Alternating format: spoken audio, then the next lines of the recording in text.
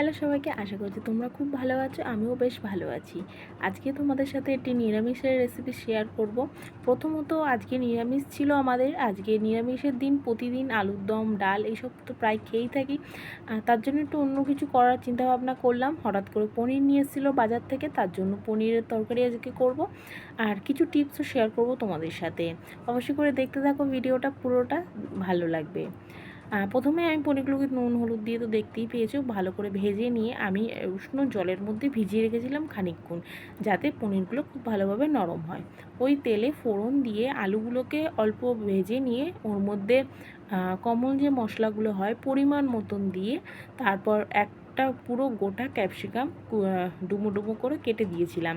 তারপর মশলা যেটা পেস্ট করেছিলাম সের মধ্যে পোস্ত ছিল, কাজু বাদাম ছিল, তারপর কাঁচা লঙ্কা, আদা, টমেটো ভালো করে পেস্ট করে আমি মশলাটা দিয়ে নিয়েছিলাম।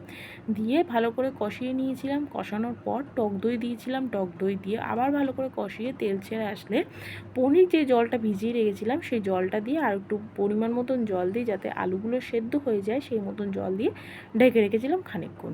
লাস্টে নামাবার সময় আমি গোটা গরম মশলা বেটে দিয়েছিলাম আর ঘি ছড়িয়ে পরিবেশন